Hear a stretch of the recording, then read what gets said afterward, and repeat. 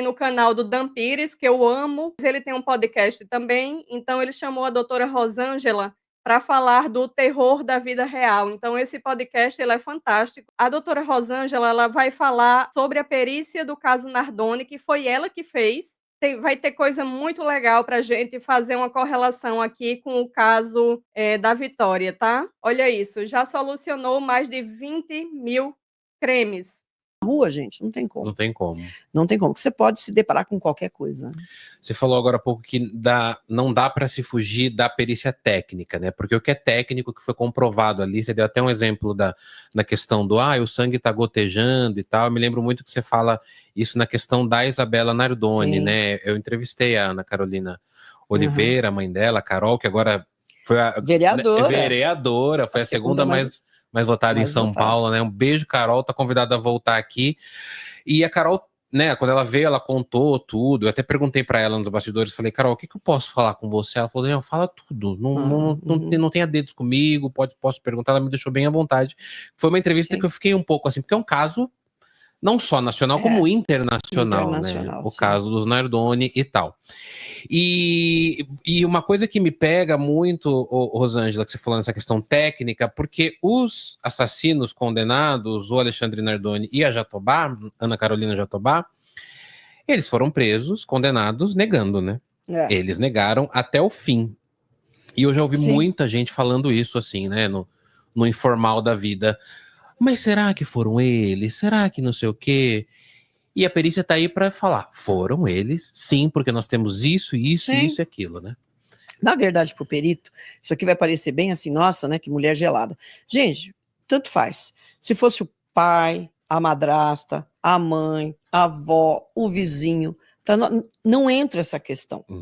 Porque o meu olhar é absolutamente técnico. Eu venho em cima do quê, gente? Mancha de sangue, mancha de solado de calçado, ferimento, instrumentos. Ali eu nem sabia, quando eu cheguei, eu nem sabia se era madrasta, se era pai, se a mãe estava. Olha só, gente, ela já começa aqui dizendo que a perícia, ela tem que ser imparcial. A perícia não pode chegar num local supondo, eu acho que foi fulano de tal. Não, ela está ali para ver o vestígio, achar, analisar a cena do crime, não importa para ela se é pai, se é mãe, se é irmão, se é namorado, a perícia não quer saber disso. Ela chega lá, ela vai analisar a cena e através dos vestígios do DNA, das provas que são constituídas, ela vai conseguir apresentar para a polícia, para o delegado, e aquilo vai virar um inquérito e vai para o tribunal para ser julgado, tá? Então é assim que acontece. Não é quando ela fala assim, tem gente que acha que é frio, não é frio, gente, é o trabalho. É o trabalho. Até a forma que o sangue pinga no chão conta a história. Esté, esse é o ponto que eu quero, tá? Ela vai falar já já. Esse é o ponto. Se não tá, você não tem essas questões, porque a requisição é muito sucinta. É assim, perícia para local entrou pra gente como um crime patrimonial. Seria roubo seguido de morte. Que foi o que falaram no início, né? Sim, a delegada pediu, claro, o indivíduo que entrou para roubar, né? Quer dizer, o indivíduo entra no apartamento para roubar, para furtar, mas, né? E de repente joga uma menina, uma criança. Tá. Então aí entram algumas questões. É impossível acontecer isso? Não. Não é impossível. A possibilidade sempre existe, a gente tem que estar aberto para isso. Agora, isso é absolutamente atípico? É. Quantos casos você teve de um indivíduo que entra para assaltar, roubar um condomínio e joga uma criança pela janela? Você sabe de algum? Não. Então, aí entra a questão do modus operandi. Que nós temos esse know-how. Porque mesmo que você não seja o maior especialista no assunto, você faz um caso, aí você faz 2, aí você faz 100, aí você faz 200, você fala, gente, tem um modus operandi. O cara que entra nas casas pela janela, o cara que só entra pelo telhado, o cara que chega arrebentando tudo. Como que é um crime patrimonial? Se você pensar, você vai falar assim, como é que o cara entra num condomínio? Primeiro que ele tem que dar uma estudada. Pô, quantas pessoas moram aí? O que tem de interessante? Qual é o nível que o cara quer entrar lá para quê? Não é para matar ninguém, em princípio. Mas é para o quê? Adquirir bens. Roubar dinheiro, o que for, tá. Aí o cara fala, como é que eu vou entrar? Bom, ou eu vou ficar observando as pessoas, o horário que elas entram e saem, se tem porteiro, se tem câmera, é uma série de coisas. Então, um indivíduo muito difícil entrar sozinho. Tem aqueles cara de pau que chega num condomínio porque a menina é bonitinha, porque o rapaz é bonitinho, entra, o porteiro abre a porta achando que é morador, você já viu isso? Já. Tinha uma gangue dessas Tava aí, né? rolando recentemente, né? Chegavam, eu vou no apartamento tal. Eu tô lá. Como eu tenho, né, o padrão de quem mora ali, o pessoal fica, né, e deixa entrar. O cara entrava. Gente, é absurdo, né, uma coisa dessa. Inclusive, tem alguns casos recentes, né, de pessoas que estão bem vestidas e tal, e entra num condomínio fechado, que é o maior problema, a pessoa tem que escanear o rosto, colocar digital, deixar documento, e aí o cara tá lá na beca, todo muito bem vestido, com cara de rico, e o condomínio simplesmente olha e deixa a pessoa entrar, né? E aí, depois que a pessoa entra, ela comete lá atrocidades em condomínios fechados, né? Esses casos existem, infelizmente. Ela já sabia, até o apartamento tinha informação privilegiada.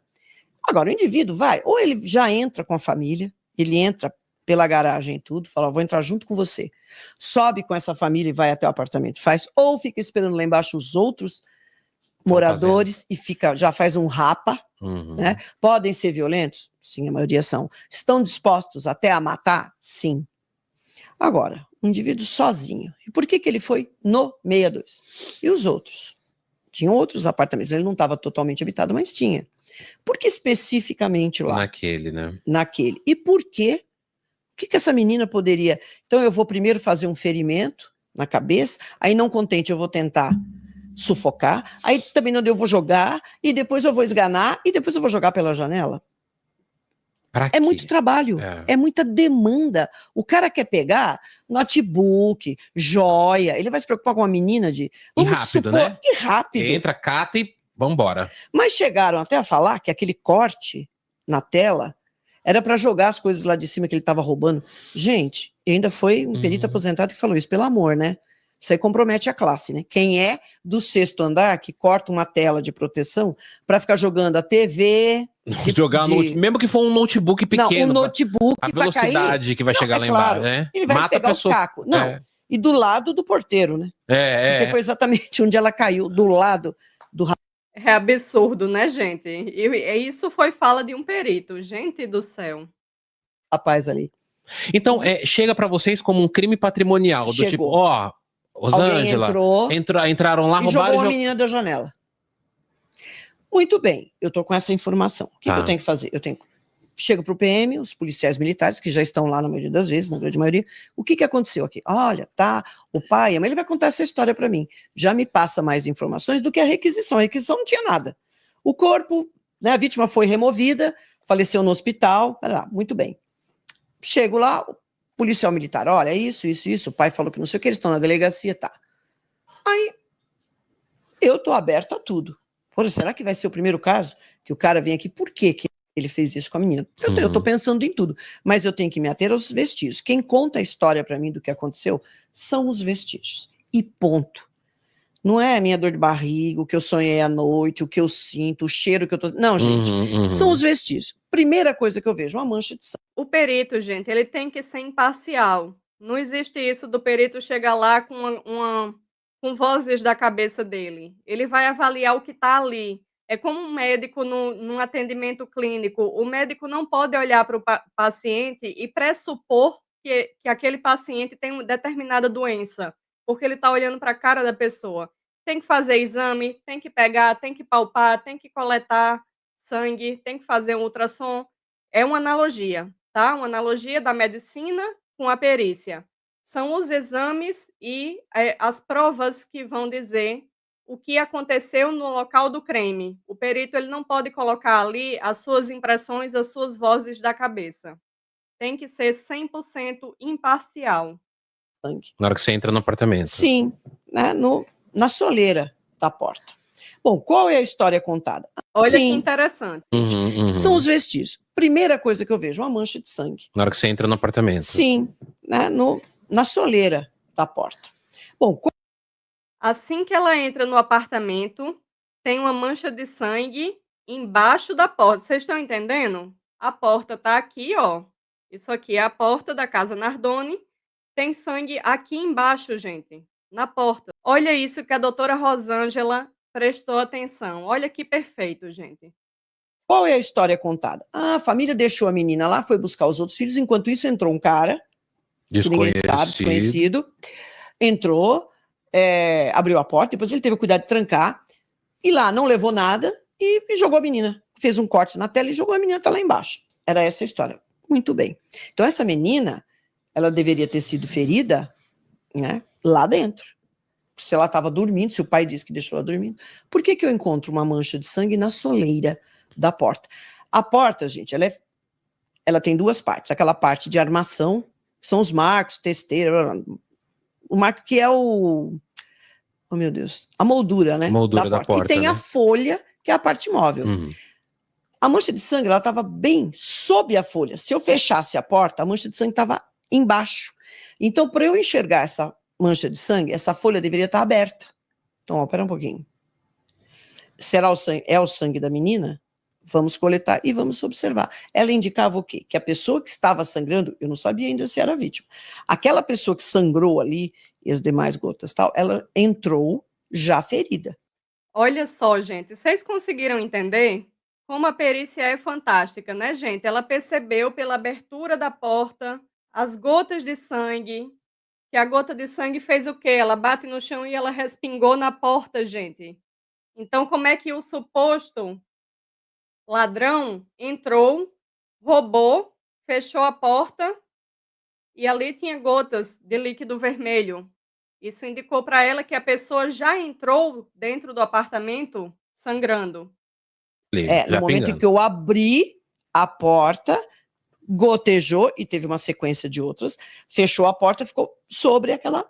Então, E a mancha indicava o quê? Que a pessoa estava entrando. A mancha foi feita de fora para dentro. Ela tem um desenho específico. A cauda fica mais afilada na direção que ela está indo. Ela me dá direção, ângulo, é como um caminhar de baixa velocidade. Então, a mancha não é redondinha.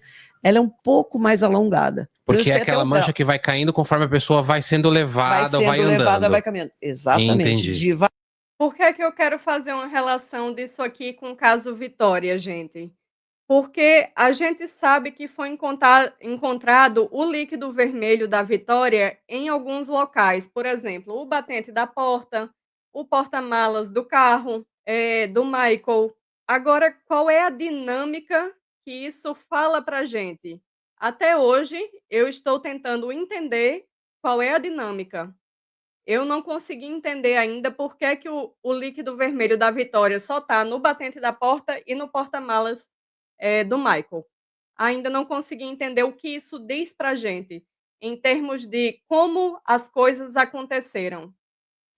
Dá para saber a velocidade. O ângulo ali seria 80, 75 graus, porque dá para ver um pouquinho alongada. E aí tudo ao redor, gotas satélites, tudo que já me indicou que seria a 1,40 m. Entendi. A menina tinha 1,20 m. Como é que eu tenho uma gota que foi projetada a 1,40 m? Se ela estivesse em pé, se ela estivesse andando, ia ser menos ainda, porque ela tem 1,20 m. Para gotejar daquela maneira, o ponto hemorrágico tem que estar livre. Eu não posso. Vamos pensar assim, você está com um corte no seu supercílio, que foi a região dela lá. Esse sangue escorre e ele vai para onde? Ser absorvido pela roupa. Pela roupa. Tá. Para gotejar daquela maneira, daquele formato, ela deveria estar com a cabeça abaixada, livre. Sabe quando você sangra pelo nariz, você faz assim e o sangue se ela estivesse goteja? talvez andando a cabeça abaixada. pra frente. Tá. E aí ela não teria que abaixar a cabeça? Então não seria 1,40 m, seria menos do que 1,20 m. Menos. Isso. Nossa, Rosângela, é uma coisa que é um quebra-cabeça do caramba. Sim. Essa explicação da doutora Rosângela é fantástica. A Adriana está prestando atenção, ó. Desde o início daquele caso, ficava extasiada com a doutora Rosângela e seu olho treinado e analisar aquela gota. Foi fantástico. Esse processo da Vitória é tudo muito bizarro. Muito, Adriana. A gente imagina se a doutora Rosângela tivesse feito a perícia, como não seria diferente, né? Fantástica, fantástica. Vamos continuar que ela vai. Gente, esse podcast é fantástico. Eu vou colocar para vocês assim que encerrar a live, tá? Aí eu tenho que observar, tá? Esse sangue, coletar, porque até aquele momento eu não sei de quem é aquele sangue. Foi do pai, foi de alguém que entrou, foi do meliante, do intruso que entrou lá e se machucou de qualquer maneira? Eu não sei. Eu tenho que coletar a amostra de todas essas manchas. Aí vejo que ela tem um percurso, tal. Como é que foi a dinâmica? Foi dali, parou ali, essa pessoa ficou gotejando ali, sentada. Que foi o momento que ela ficou do lado do sofá. Exatamente. Aí volta a gotejar, quando ela é defenestrada, que foi um termo que até o Datena, nossa, o que é isso? Isso aí é jogar pela janela.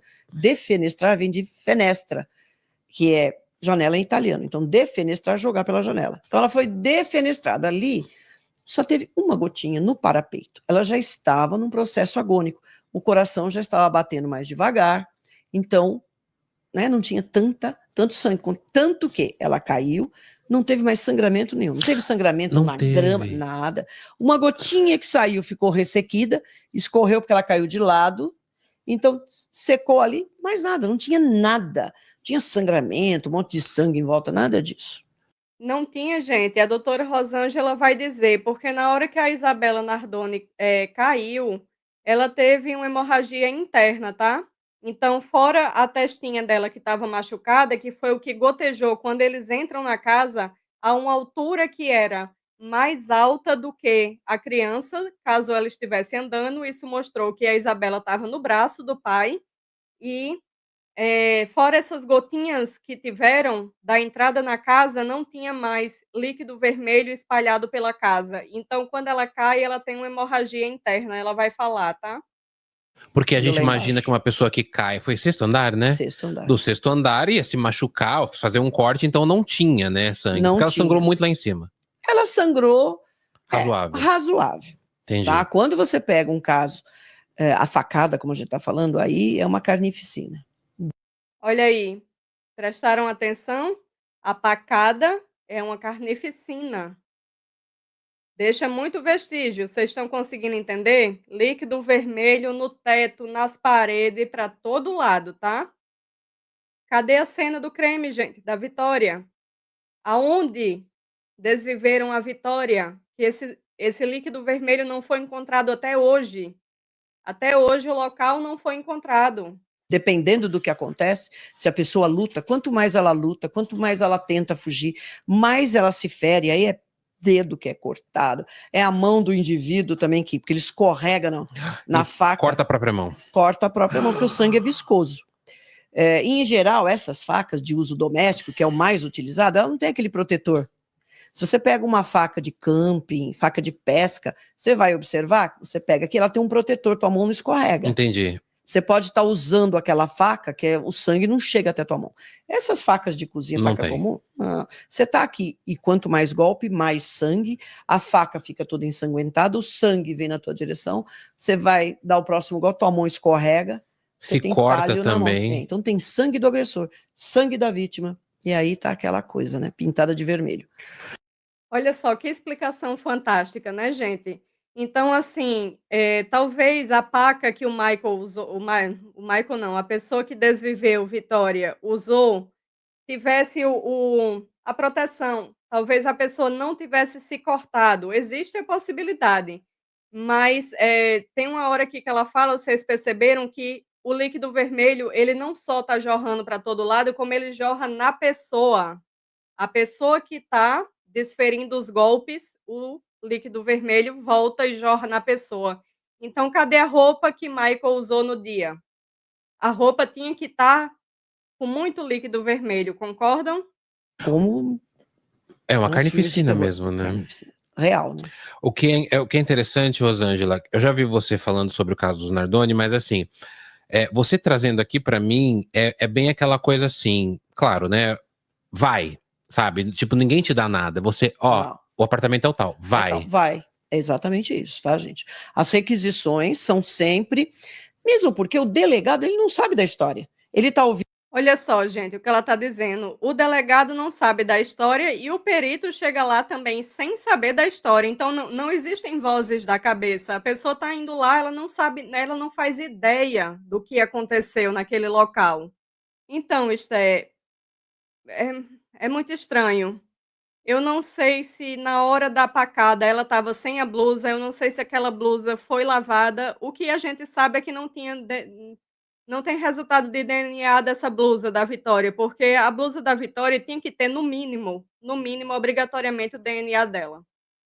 poderia ter também, muito provavelmente, o DNA da pessoa que desviveu e das pessoas que adubaram dela ali, se teve adubo, tá? Então, somente a blusa da Vitória, gente, tinha muito vestígio. Provavelmente tinha DNA naquela blusa, sabe? O que é que acontece? Por que é que não tá? Por que é que não tá no inquérito? Então, Jorge, eu acho que a blusa foi lavada, mas, não é assim, gente, não é qualquer produto químico que vai conseguir quebrar uma molécula de DNA, que vai conseguir eliminar 100% dos vestígios, sabe. É essa tecla que eu tô batendo. Gente, se Michael fez tudo sozinho, nesse curto espaço de tempo que a polícia diz que foi feito, Michael, ele tem que ir dar aula numa universidade, porque ele cometeu o crime perfeito. Vocês estão conseguindo entender? Ele cometeu um crime sem deixar vestígios. Então, assim, vamos estudar ele. Vamos perguntar o que foi que ele usou, como foi que ele fez, porque o cara fez uma coisa que ninguém fez nunca. Ouvindo o pai, ele está ouvindo a madrasta, ele vai ouvir uma testemunha, porque ele não sabe, na real, quem é que está falando a verdade. E você falou aquela coisa, né? Você falou que teve a perícia técnica e a outra perícia, que essas pessoas... Que foi contratada, né, pela defesa deles. Então, e eles podem mentir, né? Que é o que eles que fizeram, né? Sim. Mas eu me lembro que, pelo que eu vi do caso, você contando também, então a Isabela, ela já entra machucada, então ela apanha fora, é isso? Ela é ferida, não chega a ser apanhar, eu não acredito nisso, mas ela foi ferida lá no carro. Como eu vi que ela já entrou ferida, aquela pessoa, o que eu fiz? Eu falei para ela, olha, eu vou ter que examinar todo o prédio, porque isso não aconteceu dentro do apartamento. Aonde aconteceu em algum lugar e foi limpo, eu tive que examinar todos os andares, porque eu não sei. E se ela tava, todos, porque eu não sei. E se essa menina estava não lembro quantos andares tinha, 12, 13, e se foi lá no 12º? Machucou lá e desceu sangrando, né? Desceu sangrando, vai ter ou não, então. Entendi. E garagem, todos os house, as 2 garagens, e os veículos da família, eram 2. Examinei um, que era mais, não me lembro mais a marca, mas era um carro maior, sedã, sei lá.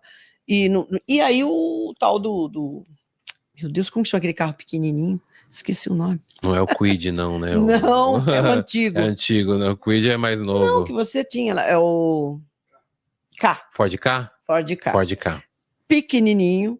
Né? Você imagina, um casal com 3 crianças lá dentro. Então já começa daí, né? A tensão. O que eu observei, o que é claro nisso, que tem gente ainda que fica insistindo que não sabe direito o conceito de premeditação. Não foi um crime premeditado. Tipo, pensamos, vamos matá-la. Vamos matar. Hoje a gente vai, né, matar essa menina por qualquer questão, porque eu não aguento mais e você está brigando muito comigo. Vamos dar um fim? Gente, não tem o menor sentido. Olha só, gente, que interessante. O que a doutora Rosângela está descrevendo é um crime passional, né? Que aconteceu ali na hora da raiva, né? Provavelmente, talvez a menina chorando, sendo uma criança, né, gente? Podia estar chorando, eles ficaram impacientes e aí, num momento de raiva, cometeram o crime de uma forma passional, de uma forma rápida, de uma forma que não é premeditada. Não é isso que a gente vê no caso da Vitória. No caso da Vitória, fica evidente para todo mundo que houve premeditação, né? Eles iam pegar a Vitória, eles estavam atrás da Vitória e eles iam fazer isso. Se não fosse naquele dia, seria outro dia, mas eles iam. O menor sentido um crime premeditado desse. Primeiro, eu machuco sem querer a testa. Uhum. Aí eu não aguento chorar, eu vou tentar sufocar. Tem todas essas marcas lá, os legistas e odontolegistas levantaram muito interessante isso, tecnicamente, né? Uhum. É interessante o caso. Tecnicamente, sim. Aí sufocação, e aí joga, e aí aperta o pescoço, e aí, meu Deus, o que eu vou fazer? Quer dizer, Deus, né? Nem cabe Deus nessa situação, mas o que a gente vai fazer? E agora? Eu vou levar para o hospital? Eles vão ver. Como é que a menina chega desse jeito? Olha a situação. Então, cada ato pior que o outro. Vai piorando, vai escalonando, né? Vai escalonando. Pensam em fazer uma coisa e não tem discernimento.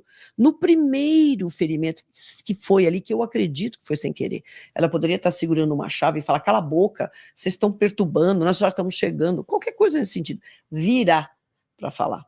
Porque a Isabela estava sentada bem atrás do do pai, do condutor. Uhum. O bebezinho no meio e o outro irmãozinho um pouquinho maior do outro lado atrás da mãe.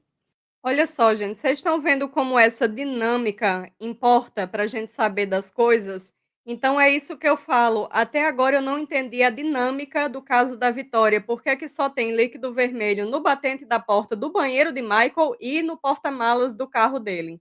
Não, não consigo correlacionar, entender qual foi o passo a passo de como o crime aconteceu, com base nisso. Mas olha só a explicação da doutora Rosângela, como você entende tudo bem direitinho, como tudo aconteceu. Então, é bem o ângulo, é tudo. Quando eu coloquei essa dinâmica para a delegada, ela falou, eu vou ouvir ainda os dois. Eles falaram exatamente isso, só que não falaram que eu estava com a chave, eu estava com o anel e machucou. Não, diz que ela virou e falou, vocês fiquem quietos, aí todos simplesmente desmaiaram, 3 crianças, né, que já estavam lá pulando. Quer dizer, até essa história é estranha, né? Principalmente para quem tem filho ou tem sobrinho, sabe como é que é, né? Como é que você chega com uma criança e fala assim, fiquem quietinhos, hein? Eles param. Param, dormem imediatamente. E, claro, essa questão dela contar isso, esse tipo de coisa, não vai influenciar em nada, mas os vestígios, sim. Uhum. Eu encontrei no carro. E aí teve um momento que eles entram, então, por exemplo, machucou nesse momento, né, na testa, supercílio da Isabela, ela já entra... Esse ferimento é tamponado, e aí, por quê? Porque eu não vi gota nenhuma, não tinha sangue nenhum. E tinha, acho que algumas pessoas lá, falavam, nossa, olha, aqui tem um negócio vermelho. Eu olhava assim, gente, isso aí é tinta. Tava todo mundo tão... Eu falei, calma. Tava todo mundo tão com os sentidos aguçadíssimos, aí via um risquinho de tinta, Entendi. O extintor que raspou ali, eu tive que olhar tudo isso. Entendi. Não foi só assim, eu vou... Tudo eu tive que olhar. Tanto que eu passei lá 2, 3 dias, né? Ficamos lá, saímos à noite, de dia e tudo. Foi na sequência, na primeira parte. Desculpa, você comentou e eu me perdi. Que foi não, então, é que teve um momento do supercílio, né? Machucou, então ela foi entra... tamponado. Foi tamponado de alguma maneira, eu não sei como foi isso. Muito bem, vamos examinar. Examina. Esse sangue volta na soleira da porta. Opa, então o que estava tamponando, fechando esse ferimento... Não segurou. Caiu, jogaram, pum, pingou. E aí gotejou. Aí gota, sentou, tararara, foi. Durante essa dinâmica, que foi muito rápida, coisa de 10 minutos. Caramba, 10 minutos, Ângela? Na verdade, 11 minutos, até o momento em que ela era defenestrada. Eu lembro que você falou dos 11 minutos. 12 até o síndico saber da história, porque o rapaz da portaria ali falou, caiu uma menina aqui. Eu não sei nem quem é, né? O cara, você tá sonhando? Não, eu tô acordado, eu tô vendo. Aí o seu Lúcio, que era o síndico lá, né? Olhou, falou, meu Deus, foi lá, ligou pra polícia. Então, 11 minutos desde o momento em que é desligado o GPS do carro. Naquele dia eles tinham colocado o GPS de rastreamento, né, no carro. No carro. E aí... Eu estou sabendo disso? Não, gente, essa informação chega depois. Eu não sei se tem rastreamento, que hora que foi. Sabendo que esse tipo de informação só chega depois para mim. Para eu poder fechar, na verdade, na reprodução simulada. Porque o laudo de local é difícil você ter essas informações, porque o próprio delegado está levantando. Ele está lá pesquisando. Ele fala, olha, eles instalaram, foi isso, tá. Então eu já estava pensando, vamos fazer uma reprodução para colocar todas essas informações. Mas o primeiro laudo, ele foi só em cima dos vestígios e da dinâmica que eu pude estabelecer com isso, né? E uma coisa que a gente sempre fala, né, do caso Nardoni, tem todas essas questões minucioso mesmo, né, de coisas minuciosas que vocês peritos veem no trabalho de vocês, mas eu sempre esqueço de uma coisa e quando você vai me contando eu vou lembrando. As outras crianças estavam lá e viram tudo, né? Sim. Tem uma questão que você contou uma vez da mãozinha na cama, né? Na cama, da marca, da polpa do dedo, na entrada do quarto da Isabela, no batente, né? Tinha uma mão. Quer dizer, nós poderíamos ter olhado isso, tentar excluir, mas nós já tínhamos todos os vestígios tão bem estruturados ali, já tinha toda a história contada, que é bobagem. Muita gente pergunta, por que não levou as crianças para falar sobre o caso? Gente, porque não tem cabimento isso. Por que você vai expor? As crianças já participaram daquilo, já presenciaram, embora uma era um bebê e o outro pequenininho, devia ter uns 3 anos, não me lembro mais ou menos.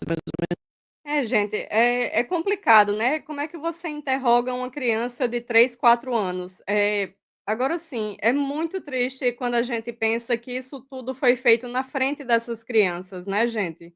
É lógico que provavelmente elas não entenderam na época, mas, fica um trauma, fica a criança sente, né, gente, existe uma energia, existe uma agressividade, uma violência que a criança consegue perceber, ela consegue sentir, apesar de não entender. Então, eram os filhos dela, né, os filhos deles. Que tristeza, né. Isso. Agora estão adultos É, praticamente, né. é.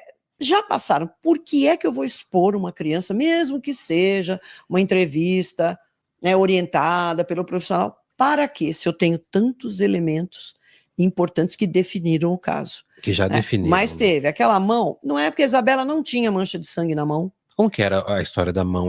Você foi O que ela tinha era sujidade. Por quê? Outro fator importante.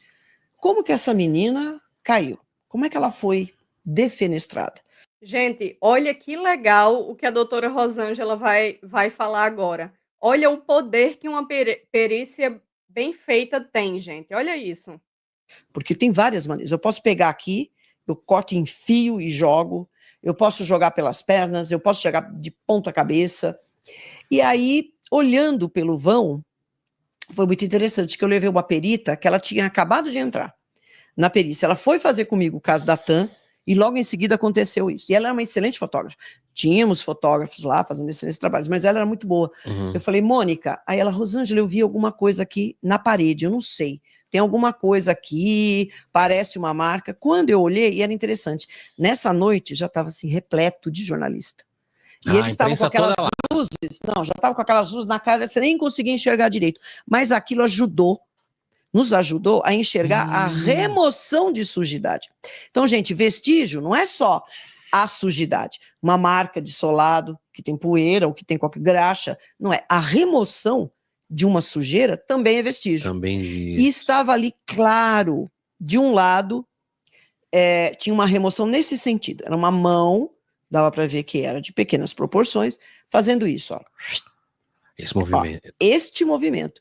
E a outra, né, dava para perceber um pouco mais abaixo, esse movimento de limpeza da parede, gente. A parede do prédio era muito lisa, de elemento cerâmico. E fica empoeirado. Não tinha chovido, então deu para observar perfeitamente que essa menina, ela ficou de frente para a parede, sustida pelas mãos. Então, o agressor, que eu não sabia quem era ainda, ele soltou esta mão primeiro. Ela fez um movimento pendular. Você imagina você de frente a uma parede, a pessoa segurando você pela mão. Se ele solta essa mão, você faz isso, ó.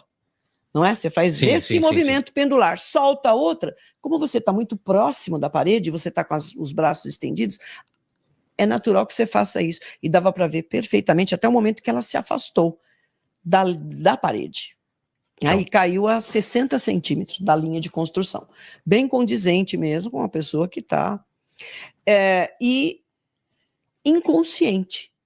Esse grau de inconsciência não dá para saber, mas ela estava bem molinha, talvez isso tenha contribuído para que ela não tivesse tantos ferimentos externos, né? Ela teve ferimentos internos, porque os órgãos balançaram dentro dessa caixa óssea que nós temos, né? Então, houve aí hemorragia interna, mas externamente, gente, ela não tinha nada.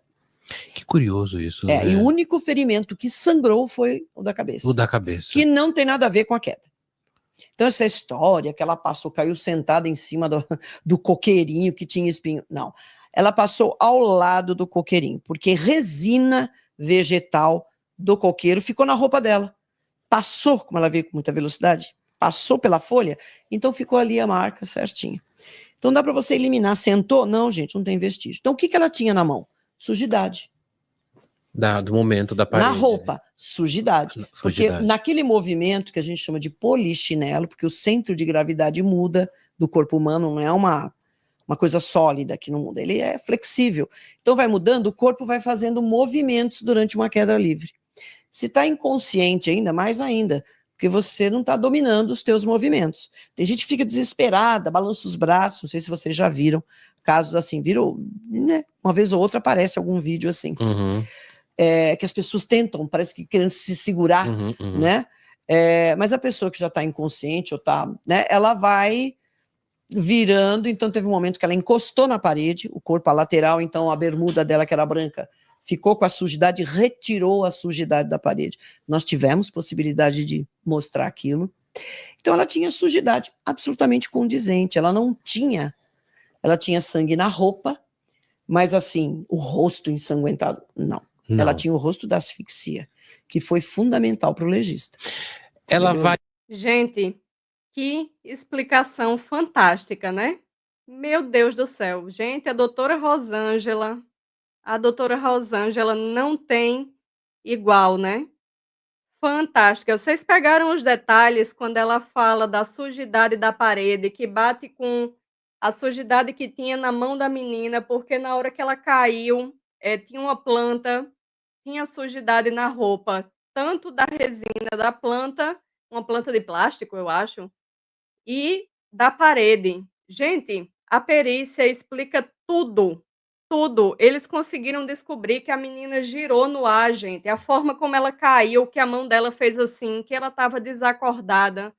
Gente do céu, é uma coisa, pois é, doutora, maravilhosa, maravilhosa. Então, assim, é esse tipo de coisa que a gente não entende, sabe? Por que que nada da dinâmica foi explicado do caso Vitória? Nada, nada, nada. Como diz Michael, tudo, tudo, tudo, a gente fala nada, nada, nada foi, explicado. Isso, Lilac, ela é a perita, a perita.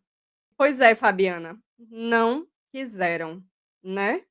Então, Esther, o que é estranho é que eles fizeram. A gente vê nas imagens das reportagens que o trabalho pericial foi feito. Eles pegaram as digitais, né, do carro do Michael, a gente viu hoje no vídeo, coleta de suaves, cachorro, até cachorro para esperma, gente, eles utilizaram. Agora, cadê os resultados, gente? Cadê os resultados, sabe? Parece que os resultados não saíram. Os laudos não saíram. Eu vi. Ai, meu Deus, gente. Ai, meu Deus.